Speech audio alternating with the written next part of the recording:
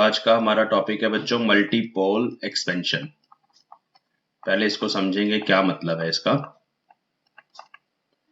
अगर हमारे पास एक डाइपोल है तो उस डाइपोल का पोटेंशियल अगर हम किसी पॉइंट P पर लिखना चाहते हैं तो हमें पता है कि that is inversely proportional to are square. अगर हमारे पास एक पॉइंट चार्ज है, पॉइंट चार्ज का पोटेंशियल अगर हम P पॉइंट पे लिखना चाहते हैं that is inversely proportional to r. ठीक है, मतलब चार्ज डिस्ट्रीब्यूशन पे डिपेंड करता है कि पोटेंशियल किस तरह से वेरी करेगा। बट अगर हमारे पास एक आर्बिट्रेरी चार्ज डिस्ट्रीब्यूशन है, आर्बिट्रेरी का मतलब ना वो डाइपोल है, ना पॉइंट चार्ज है, ना क्वाड्रपोल है, जस्ट एक इस तरह की कोई चार्ज डिस्ट्रीब्यूशन है किसी भी शेप की, इसको बोला जाएगा आर्बिट्रेरी चार्ज डिस्ट्रीब्यूशन। चार्ज है हमारे पास और अभी हमें इसका पोटेंशियल फाइंड करना है। अब ये कैसे बिहेव करेगा, ये अलग सी तरह की शेप का कोई चार्ज है तो ये कैसे बिहेव करता है, क्या ये डाइपोल की तरह बिहेव करेगा या ये पॉइंट चार्ज की तरह बिहेव करेगा, क्वाड्रपोल की तरह बिहेव करेगा, ऑक्टापोल की तरह बिहेव करेगा, कैसे बिहेव करेगा, इस चीज को हम इस आर्टिकल में समझने वाले हैं। तो एक्चुअली क्या होता है कि इसका जो पोटेंशियल है वो किस तरह से वेरी करेगा, that depends upon the distance of observation point from this charge। मान लो यहाँ पे अगर ओरिजिन है, ओरिजिन से मैंने इस तरफ एक्स एक्सिस बना दिया, ये वाई एक्सिस है और ये जेड एक्सिस है, तो ये 3D में ऐसे पड़ा हुआ है ये चार्ज। तो यहाँ से अगर हम पॉइंट P कहीं पे ड्रॉ करें, let us suppose this is point P, इस पॉइंट P का डिस्टेंस ओरिजिन से हमने ये पोजीशन वेक्टर ड्रॉ कर दिया, this is r dash vector. तो एक्चुअली इस आर डैश की वैल्यू पे डिपेंड करेगा ये कितना बड़ा है या कितना छोटा है कि ये चार्ज कैसे बिहेव करेगा। ये एक सिंगल चार्ज डाइपोल की तरह भी बिहेव कर सकता है, ये सिंगल चार्ज पॉइंट चार्ज की तरह भी बिहेव कर सकता है। अगर आप इसको काफी दूर से जाके ऑब्जर्व करेंगे तो आप देखिए कि ये बहुत छोटा नजर आएगा वहां से, तो वहां ये पॉइंट चार्ज की तरह बिहेव करेगा और इसका पोटेंशियल काफी दूर जाके ऐसे वेरी करेगा। और इसी तरह से आर पे डिपेंड करेगा। तो अभी हम इसका जनरल पोटेंशियल एक फाइंड करने वाले हैं। उस पोटेंशियल को फिर हम इस वॉल्यूम चार्ज डिस्ट्रीब्यूशन है बेसिकली, इस वॉल्यूम चार्ज डिस्ट्रीब्यूशन की वजह से रो ले लेते हैं वॉल्यूम चार्ज डेंसिटी, उसकी वजह से जो पोटेंशियल है किसी पॉइंट पे P पॉइंट पे उसे हम फाइंड करने वाले हैं। हम इसको एक्सपैंड करेंगे तो देखते हैं कि हमारे पास कौन कौन सी टर्म्स आती हैं और कैसे बिहेव करता है, क्या कंडीशंस बनती है उसके लिए। जैसे कि हमें पता है कि अगर हमारे पास एक पॉइंट चार्ज हो, for a point charge Q, the potential at point P which is at distance r from it is simply P पे पोटेंशियल हमारे पास होता है 1/4 pi epsilon not Q by R, equation number 1। But this is for point charge. अब यहाँ पे मेरे पास point charge नहीं है, वॉल्यूम चार्ज डिस्ट्रीब्यूशन है, तो here we have a uniform volume charge distribution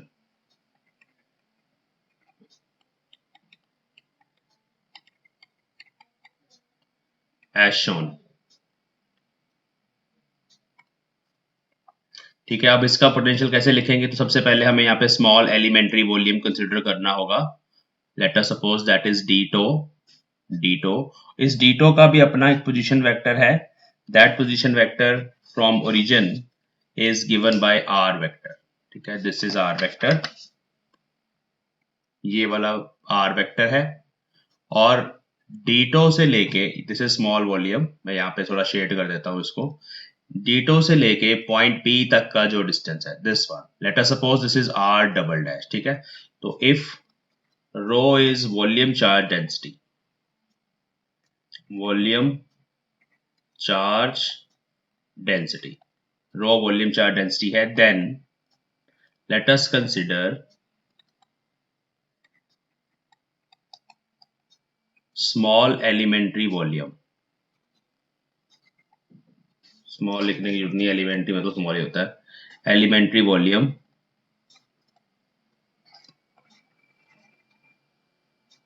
ditto at position vector r from origin।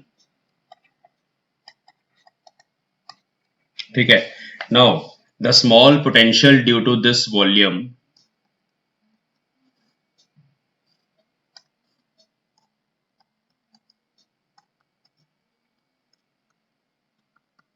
due to this volume of charge. देखिए उसको लिखना बहुत आसान है. Small elementary potential at point P, ऐसे लिख लेते हैं, at point P is equal to 1/4 pi epsilon को मैं K लिख रहा हूँ, हर जगह मैं K ही लेके चलूंगा. dq इज स्मॉल चार्ज ना, उसको हम लिख लेंगे rho d tau divided by distance. Just हमें डिस्टेंस चाहिए होता है पोटेंशियल लिखने के लिए, इसकी कोई डायरेक्शन नहीं होती, तो हमें डी टो से लेके P पॉइंट तक का डिस्टेंस चाहिए. अगर मैं सिर्फ इसका पोटेंशियल लिख रहा हूँ, ये पॉइंट चार्ज वाला फॉर्मूला यहाँ पे अप्लाई कर दिया मैंने, तो ये डिस्टेंस r डबल डैश है. This is equation number 2.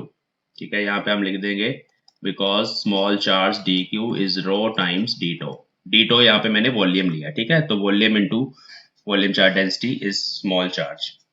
अब टोटल पोटेंशियल फाइंड करना है तो हमें इसको इंटीग्रेट करना पड़ेगा.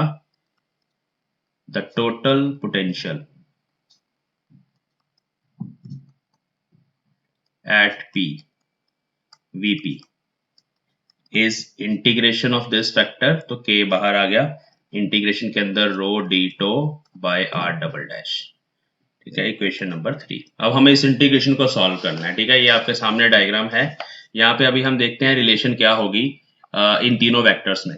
जो तीन वेक्टर आपके सामने नजर आ रहे हैं, एक R वेक्टर है और एक R डबल डैश वेक्टर है और एक R डैश वेक्टर है. इनको हमने कैसे ड्रॉ किया हुआ है. ठीक है, तो ध्यान से समझेंगे कि ये जो R वेक्टर है इसकी ये डायरेक्शन और रीजन से हमने ड्रॉ किया, इसको भी रीजन से ड्रॉ किया, बट ये जो ऊपर वाला वेक्टर है वो ऐसे ड्रॉ किया, ये डायरेक्शन है इसकी. ठीक है, ये पॉइंट P से लेके हमने D2 तक ड्रॉ किया. तो इस जगह पे हम ट्रायंगल लॉ लगा देंगे, तो R dash vector plus R double dash vector is equal to R vector. तो let us go to the next sheet. Apply triangle law. तो we will have R vector is equal to R dash vector plus R double dash vector. मुझे R double dash निकालना है, ये कितना है, तो वो सिंपली हो जाएगा R माइनस R डैश, यहां से आ गया. ठीक है, अब सेम दो वेक्टर सब्ट्रैक्ट हो रहे हैं, दोनों में एंगल 180 माइनस थीटा लेके हम इसका मैग्नीट्यूड लिख सकते हैं R डबल डैश स्क्वायर. वो हम जो वेक्टर एडिशन वाला फॉर्मूला होता है हमारे पास, a square plus b square minus 2ab cos theta when we subtract two vectors. तो a square plus b square minus 2ab cos theta. अब यहां पे इसको एक्सपैंड करना है हमें. कैसे? r square will be common, 1 plus r dash square by r square minus 2 r dash by r cos theta. ये सिंपली मैंने आर स्क्वायर कॉमन ले लिया यहाँ से, तो जहां जहां मेरे पास आर था वहां से तो बाहर आ जाएगा, बाकी जगह डिवाइड हो जाएगा. इसको हम ऐसे लिखेंगे, इस इक्वेशन को, r square square bracket 1 plus, यहाँ पे भी मैं r dash by r common ले रहा हूँ, आर डैश बाय आर इन दोनों में से. ठीक है, तो अंदर देखिए क्या बचेगा, round bracket r dash by r minus 2 cos theta. ठीक है, ये इक्वेशन आ गई मेरे पास. नाउ दिस फैक्टर, ये सारा फैक्टर जो है उसको हम, छोटा फैक्टर है ये, काफी स्मॉल है, इसको एप्सिलॉन मान लेते हैं फॉर इजी कन्वीनियंस. ठीक है, कन्वीनियंस के लिए इसको हम लिख लेंगे 1 प्लस एप्सिलॉन अभी के लिए, इक्वेशन नंबर 4. ठीक है, जस्ट कि हमें बार बार इतने बड़े फैक्टर को ना लिखना पड़े. तो r double dash square is equal to this factor. Now here epsilon is r dash by r into r dash by r minus 2 cos theta, equation number 5. ठीक है, अब हम इसको सॉल्व करेंगे, रेसिप्रोकल करेंगे. इसका रेसिप्रोकल क्यों करना है, क्योंकि मुझे चाहिए 1 बाय आर डबल डैश. आप देखिए इक्वेशन नंबर 1, इसमें मुझे चाहिए, इक्वेशन नंबर 1 या 2, इसमें मुझे चाहिए 1 बाय आर डबल डैश. तो 1 बाय आर डबल डैश निकालने का मतलब है हमें इसको रेसिप्रोकल करना है. ठीक है, तो taking reciprocal of above equation, 1 by r double dash square is equal to 1 by r square 1 plus ये स्मॉल वाला फैक्टर पावर -1. ठीक है, ओके. यहाँ पे taking root on both side तो पावर हाफ हो जाएगी यहाँ पे, और वहां से हमारे पास आ जाएगा 1/r double dash is equal to 1/r 1 plus epsilon power minus half. Root ले लिया मैंने दोनों साइड। Now we will apply binomial theorem here. ठीक है, बाइनोमियल थ्योरम को अप्लाई कैसे करेंगे? Let us write apply binomial theorem. ठीक है, देखो बाइनोमियल थ्योरम लगता है 1 plus x raise to power n is equal to 1 plus nx plus n into n minus 1 divided by 2 factorial x square plus n into n minus 1 n minus 2 divided by 3 factorial x cube and so on। ये किस लिए apply होता है? This is applicable for x। ये जो x होता है 1 plus के साथ ये वाला जो फैक्टर होता है that should be less than 1। तो अगर ये कंडीशन है तब हम ऐसे इस तरह के एक्सप्रेशन को एक्सपैंड कर सकते हैं। हमारे पास जो है फैक्टर x की जगह वो एप्सिलॉन है, और वो है r dash by r upon r dash by r minus 2 cos theta का स्क्वायर। स्क्वायर है ना? स्क्वायर तो नहीं है। No sir. हाँ ठीक है, स्क्वायर नहीं है। तो ये हमारे पास है ये वाला फैक्टर। ठीक है, अब ये जो फैक्टर है if r is greater than r dash, देखो r डैश क्या है और r क्या है ध्यान से समझेंगे। ये हमारा चार्ज था, ओरिजिन से पॉइंट P का डिस्टेंस जो हमने लिया हुआ है that is taken as r dash, और यहाँ पे हमने स्मॉल चार्ज कंसिडर किया हुआ है, उसको हमने r से रिप्रेजेंट किया हुआ उसका पोजीशन वेक्टर, और यहाँ पे ये वाला जो था that was r double dash. ठीक है, तो ये हमारे पास है, ये ओरिजिन है। ठीक है, अब यहाँ पे if r is larger and r dash is smaller, r dash छोटा है r बड़ा है, वैसे इस डायग्राम में उल्टा है बट अगर आप समझे r डैश छोटा है और r बड़ा है, इसका मतलब है कि चार्ज काफी बड़ा है और ये ऑब्जर्वेशन पॉइंट इस चार्ज के पास है। ठीक है, यही इसका मतलब होगा ना। तो मैं लिख देता हूं that is point P is close to charge. ठीक है, ये कंडीशन है हमारी, चार्ज के पास है, r लार्जर है r डैश छोटा है। ये डायग्राम देख लें, यहाँ ये r है ये r डैश है। ठीक है, वही है। तो उस केस में रुको, हाँ, तो उस केस में क्या होगा, this factor then epsilon is less than 1, that will be very small, therefore we can expand करेंगे, therefore 1 by r double dash is equal to 1 by r, उसके साथ पहले हमने इसको एक्सपैंड ही कर लेते हैं, बाद में पुट करते हैं, इसको इक्वेशन मान लेते हैं, इक्वेशन नंबर 6।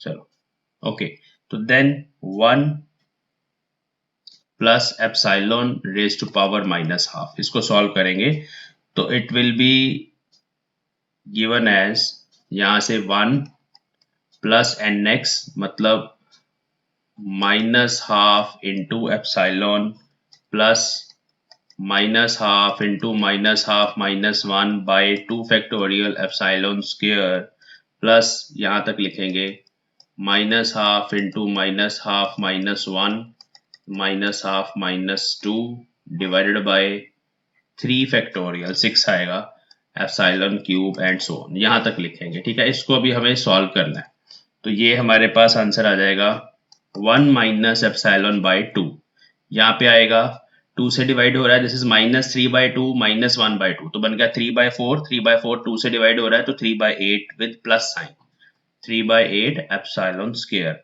और ये वाला फैक्टर आप कैलकुलेट करेंगे तो -5/16 epsilon cube and so on, यहां तक हमें इसको एक्सपैंड करना है। तो नाउ पुट इन इक्वेशन 6, ये हमारे इक्वेशन 6 में हमें ये फैक्टर चाहिए था, यहाँ पे पुट करेंगे नेक्स्ट शीट पे।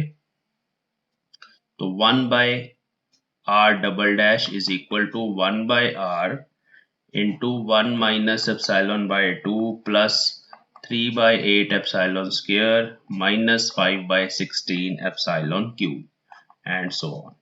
Now we will substitute the value of epsilon here, ठीक है। तो वो था 1 माइनस हाफ का फैक्टर बाहर लिख लिया मैंने, वो है r dash by r into r dash by r minus 2 cos theta plus 3/8 epsilon square, epsilon square में हो जाएगा आर डैश बाय आर का स्क्वायर साथ में इसका होल स्क्वायर पूरी ब्रैकेट का 2 cos थीटा होल स्क्वायर। फिर ऐसे ही नेक्स्ट हमारे पास फैक्टर आ जाएगा -5/16, उसमें आर डैश बाय आर का cube into multiplied by whole cube of this factor. तो ये इजी तरीके से लिखने के लिए हमने ये करा था, ठीक है, अलग अलग किया था इनको, नहीं तो बहुत सारे फैक्टर्स आ जाते हैं, कैलकुलेशंस में गलती होने के चांसेस हो जाते हैं। अब यहाँ पे हम स्क्वायर और ये क्यूब जो है इनको ओपन कर लेंगे, ठीक है। तो लेट अस डू दैट। ये वाला स्टेप, अगला स्टेप ध्यान से करना हमें।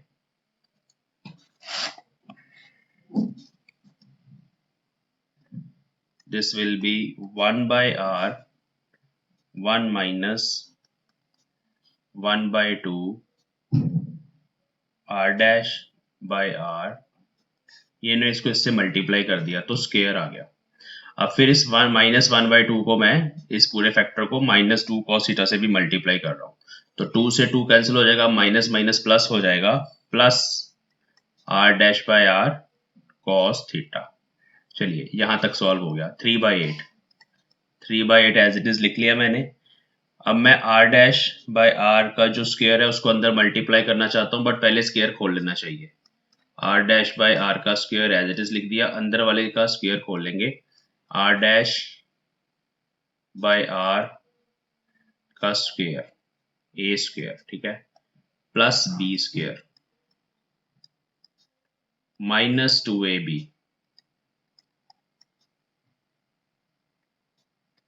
तो ये राउंड ब्रैकेट जो है ये सारे इस फैक्टर से मल्टीप्लाई करेंगे अगले स्टेप में।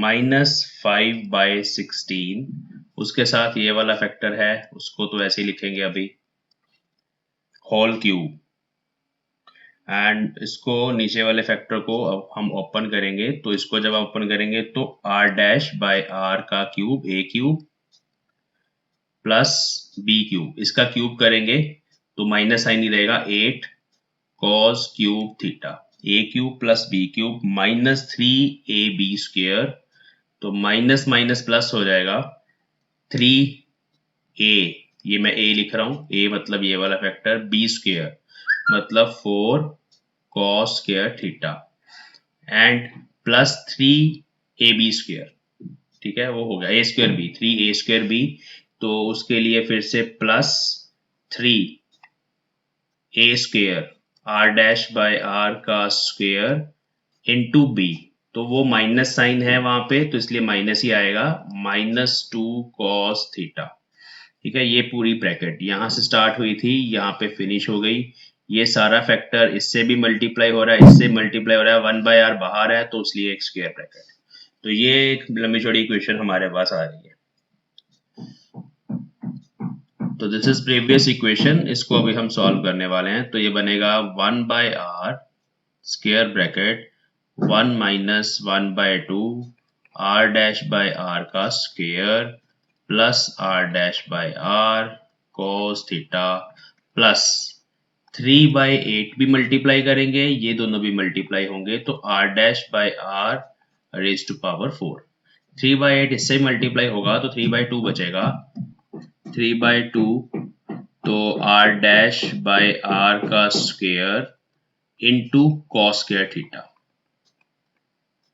तो मैंने इससे मल्टीप्लाई कर दिया। अब नेक्स्ट टर्म से मल्टीप्लाई करेंगे, अब फिर से 3/2 का फैक्टर बचेगा बट नाउ माइनस साइन, 3/2 ये स्क्वायर है, यहाँ पावर 1 है तो r डैश बाय r की पावर 3 और उसके साथ cos थीटा का फैक्टर है, यहाँ तक हो गया, ठीक है। आगे चलते हैं, इसको मल्टीप्लाई करेंगे अंदर, -5/16 r dash by r raise to power 6, ये मैंने अंदर मल्टीप्लाई, अब माइनस माइनस प्लस हो गया, 16 8 मतलब 2 बचा नीचे, 5/2 ये क्यूब है, क्यूब मल्टीप्लाई होगा r डैश बाय r का क्यूब और cos क्यूब थीटा साथ में आएगा। नेक्स्ट टर्म से भी मल्टीप्लाई कर सकते हैं। तो यहाँ 3 है, 4 है, 4 की कटिंग इससे हो जाएगी, नीचे 4 आएगा, फिर बन जाएगा -15/4 और इसके साथ r dash by r power 4, यहाँ पे 3 थी पावर, यहाँ पे 1 है, उसके साथ cos स्क्वायर थीटा। और लास्ट में ये भी टर्म है, माइनस साइन है, यहाँ 6 का फैक्टर है, ठीक है, चलो इसको 8 से काट देते हैं और यहाँ 15 आ गया, प्लस 15 बाय ये 2 16 से कटा, नीचे 8 आ गया, और ये वाला फैक्टर पावर 3 है, यहाँ 2 है, तो r डैश बाय r की पावर 5 हो गई हमारे पास, और इससे मल्टीप्लाई किया, उसके साथ आ गया cos थीटा। तो इस तरह से एक्सपेंशन आगे कंटिन्यू भी दिखा देना आपने। तो ये हमारे पास एक टर्म इक्वेशन बन गई। As r dash by r is less than 1, therefore terms containing higher powers of r dash by r, that is more than 3, मतलब क्यूब वाली टर्म्स के ऊपर वाली जो टर्म्स हैं, कैन बी निग्लेक्टेड, उनको हम निग्लेक्ट करेंगे।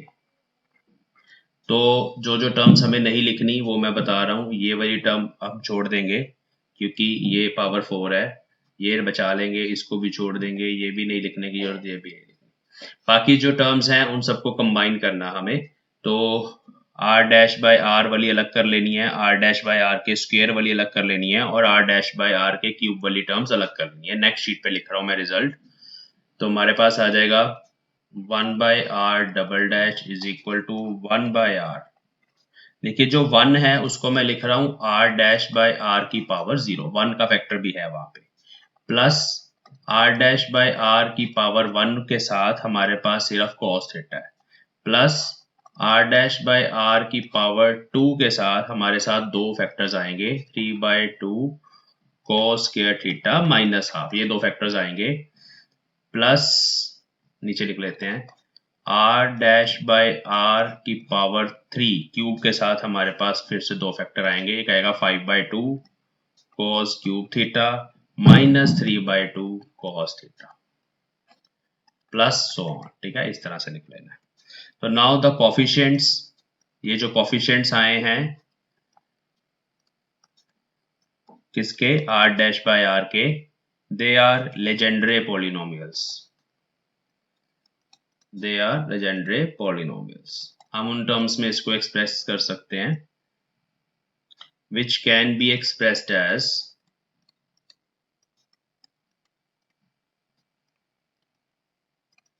one by r double dash is equal to 1/r summation n is equal to 0, ये पावर 0 है ना, n is equal to 0 to n तक पूरे Legendre polynomial r dash by r power n pn cos theta, ठीक है, where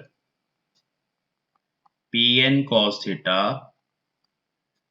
r, ये pn जो होता है ना फंक्शन ऑफ cos थीटा होता है, हर जगह देखो cos थीटा आ रहा है, r Legendre polynomials.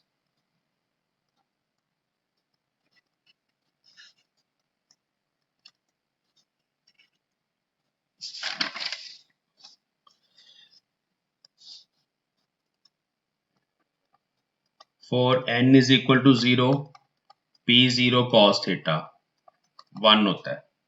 For n is equal to 1 हम उसी को लिख लेते हैं p1 cos थीटा, तो p1 cos थीटा सिंपली होता है cos थीटा, ये लेजेंडरी पॉलिनोमियल बता रहा हूं मैं, और वहां पे आप पुट करेंगे सेम टर्म्स आएंगी। For n is equal to 2 we write p2 cos theta, p2 cos theta basically होता है 3/2 cos square theta minus half, ये वही टर्म्स हैं सारी। For n is equal to 3 we write p3 cos theta, n is called order of legendary polynomial, तो ये बन जाता है 5/2 cos cube theta minus 3/2 cos theta, ठीक है। तो इस तरह से ये चलता रहता है। तो हम इस तरह से पोटेंशियल को लिख सकते हैं, therefore potential at point P is k तो बाहर था, integration of rho dt was there, ठीक है, वॉल्यूम इंटीग्रेशन है ये, वॉल्यूम इंटीग्रल, उसके साथ 1/r डबल डैश का जो फैक्टर था वो ये बन गया, 1/r डबल डैश का फैक्टर क्या आ गया, इसके बराबर।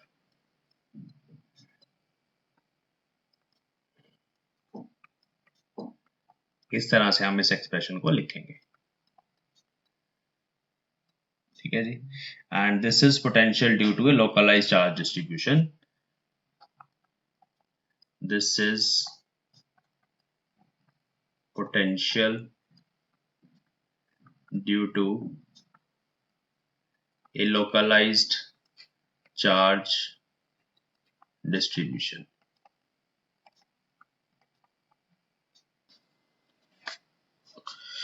तो यहाँ पे अगर हम इस इक्वेशन को दोबारा से एक्सपैंड करके लिखें तो वो इस तरह की लिखी जाएगी, ठीक है, ऐसे बन जाएगी Vp इज इक्वल टू के को मैं पुट कर रहा हूँ 1/4πε0 ब्रैकेट, देखिए 1/r ब्रैकेट के अंदर रो डीटो, फर्स्ट टर्म ये बनेगी 1/r n is equal to 0 के लिए 1/r integration of rho d tau, this is first term, plus अब सेकंड जब r n की पावर 1 हो जाएगी तो यहाँ एक r है और यहाँ एक r है तो वो बन जाएगा 1/r square integration of r dash की भी पावर 1 है r डैश और उसके साथ cos थीटा आएगा लेजेंड्रे पॉलिनोमियल में से और उसके साथ आ जाएगा रो डीटो, ये रो डीटो तो सबसे मल्टीप्लाई हो रहा है, ठीक है, रो डीटो ये बनेगी सेकंड टर्म।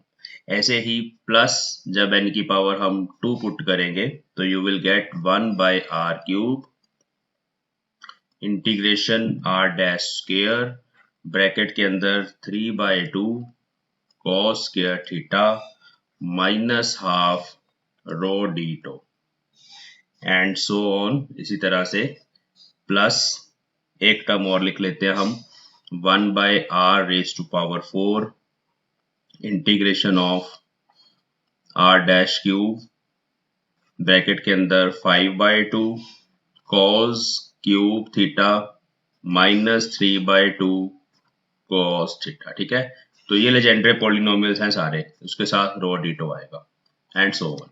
अब इस इक्वेशन में यू कैन सी कि in the first term this first term is inversely proportional to r और इनवर्सली प्रोपोर्शनल टू r का मतलब है कि this will be the potential due to a point charge, point charge का जो potential होता है that is inversely proportional to r। तो this term this first term is called monopole term, monopole मतलब सिंगल पोल, पॉइंट चार्ज, ठीक है। Second वाली जो टर्म है उसमें आप देखें कि potential is inversely proportional to r square आ रहा है, तो this term is called dipole term, यहां से लेके यहां तक ये सारी उसमें भी this is dipole due to dipole.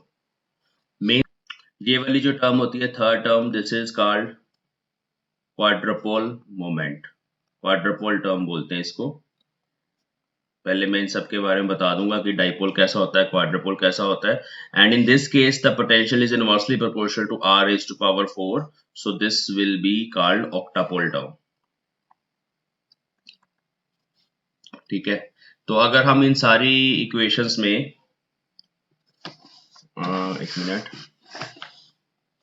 तो now if we consider it as k1 इतना इतना फैक्टर यहां से लेके यहां तक का फैक्टर इसको k2 मान लेंगे, फिर उसमें भी 1/r क्यूब को छोड़ के बाकी जो फैक्टर है उसको k3 मान लेंगे और यहाँ पे ये जो फैक्टर है उसको हम k4 मान लेंगे। तो आप इस तरह से पोटेंशियल लिख सकते हो शॉर्ट फॉर्म में। तो potential at any point, potential at any point P will be given as 1/4πε0 K1 divided by R plus 1/4πε0 K2 divided by R square plus 1/4πε0 K3 divided by R cube and so on. So these are constants K1, K2, K3 and they are called monopole moment. K1 is called monopole moment. Monopole moment का मतलब है कि अगर आपके पास simple एक point charge है Q तो किसी डिस्टेंस R पे जो पोटेंशियल होता है वो मोनोपोल मतलब सिंगल चार्ज के कारण जो होता है that is inversely proportional to 1/r। So this term is inversely proportional to 1/r, तो वो उसी चार्ज डिस्ट्रीब्यूशन की मोनोपोल मोमेंट बोलेंगे इसको, सेम चार्ज डिस्ट्रीब्यूशन की। K2 is called dipole moment.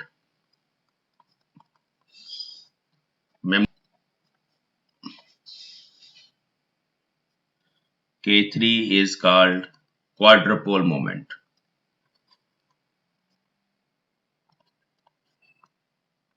ठीक है, तो डाइपोल ऐसा होता है, एक नेगेटिव चार्ज एक पॉजिटिव चार्ज। अब इसका पोटेंशियल किसी पॉइंट पी पे जैसे मैंने बताया था that is inversely proportional to are square. Quadrupole की बात करें तो देयर आर 4 चार्जेस, 2 एक तरह के होते हैं, दूसरे एक तरह के होते हैं, तो इसको हम बोलते हैं quadrupole. Minus Q plus Q plus Q minus Q, इस तरह की चार्ज डिस्ट्रीब्यूशन जो होती है, इसका पोटेंशियल किसी पॉइंट पे अगर आप फाइंड करें, यहाँ से पॉइंट लेके मिड पॉइंट पे अगर हम उसका पोटेंशियल फाइंड करें that is inversely proportional to R cube. तो this is dipole, this is quadrupole term. ऐसे ही K4 जो नेक्स्ट टर्म थी उसको ऑक्टापोल मोमेंट बोलते हैं। ऑक्टापोल में मतलब देयर आर 8 चार्जेस। तो इस तरह से एक आर्बिट्रेरी चार्ज डिस्ट्रीब्यूशन का जो फाइनल पोटेंशियल V है उसमें ये सारी टर्म्स एग्जिस्ट करती है। ये हमारा डायग्राम था, दिस इज डायग्राम जो हमने बनाया था। इसमें थोड़ा सा चेंजेस किए हैं मैंने। ये r डैश है, the distance of elementary volume from the origin is r dash, वो हमने r डैश माना है। और एलिमेंट्री वॉल्यूम से लेके पॉइंट P का जो डिस्टेंस है वो r डबल डैश है। जो r है, r वेक्टर या r, that is the distance of observation point from the origin. मतलब ये चार्ज डिस्ट्रीब्यूशन से हम कितना दूर जा रहे हैं ये वो डिस्टेंस है। ठीक है, अब हमारा ये रिजल्ट है। आप देखिए अगर हम पॉइंट को काफी दूर लेके चले जाएं इस चार्ज डिस्ट्रीब्यूशन से, तो उस केस में r काफी बड़ा हो जाएगा। ये r जो यहाँ पे है दैट विल बी लार्जर। तो ये जो हायर ऑर्डर टर्म्स हैं वो उस केस में निग्लेक्ट हो जाएंगी, वो बहुत छोटी हो जाएंगी अगर पॉइंट P हम दूर लेके चले जाए। ठीक है, तो उस केस में ये जो आर्बिट्रेरी चार्ज है it will behave like a point charge. तो यहाँ पे हम डिस्कशन के ये पॉइंट्स लिखेंगे एक दो ताकि आपको समझ आए ये चीज। If point P is far away from the charge, then r is greater than r dash। ये r बड़ा हो जाएगा और r डैश छोटा रह जाएगा, जो उसके अंदर उस चार्ज का पोजीशन वेक्टर है वो छोटा रह जाएगा। ठीक है, तो उस केस में the terms containing higher powers of r can be neglected। इसका मतलब है दैट इज ये जो 1/r² वाली टर्म है, 1/r³ जो कि हमारे पास डाइपोल मोमेंट वाली टर्म है, क्वाड्रपोल वाली, उनको निग्लेक्ट कर सकते हैं। तो जब ऑब्जर्वेशन पॉइंट काफी दूर होता है तो आर्बिट्रेरी चार्ज हमें पॉइंट चार्ज जैसा लगता है, it will behave like a point charge. उसका पोटेंशियल भी सिंपली पॉइंट चार्ज जैसा होगा। अब अगर हम पॉइंट को धीरे धीरे इसके पास लेके आए तब ये सेकंड वाली टर्म डोमिनेट करेगी जिसमें 1/r², इसकी कोई ना कोई वैल्यू आएगी, फिर ये इतनी छोटी नहीं होगी कि हम इसको निग्लेक्ट कर पाए। हम और पास आ जाएं अगर चार्ज डिस्ट्रीब्यूशन के तो ये थर्ड वाली टर्म भी डोमिनेट करेगी। अगर हमारा जो ऑब्जर्वेशन पॉइंट है वो चार्ज डिस्ट्रीब्यूशन के बहुत ज्यादा करीब है, जैसे ये ओरिजिन है और उसके बहुत ज्यादा पास है, तो उस केस में उसका पोटेंशियल जो होगा वो सिर्फ मोनोपोल, डाइपोल, क्वाड्रपोल नहीं होगा, उसमें हायर ऑर्डर टर्म्स भी होंगी। तो हमें वो सारी टर्म्स को एक्सपैंड करके then we have to find the net potential at that point. तो आर्बिट्रेरी चार्ज डिस्ट्रीब्यूशन अलग अलग तरह से बिहेव करती है। अगर ऑब्जर्वेशन पॉइंट काफी दूर है तो it will behave like a point charge. अगर ऑब्जर्वेशन पॉइंट हम उसके पास लेके आ रहे हैं उसमें डाइपोल टर्म ऐड हो जाएगी, और पास आ जाओगे क्वाड्रपोल टर्म ऐड हो जाएगी, और पास आ जाओगे ऑक्टापोल टर्म ऐड हो जाएगी। तो इस तरह से पोटेंशियल एक्सपैंड किया जाता है। This is called multipole expansion of potential of arbitrary charge distribution. तो ये डेरिवेशन बहुत ज्यादा इंपॉर्टेंट है तुम्हारे एग्जाम्स के लिए।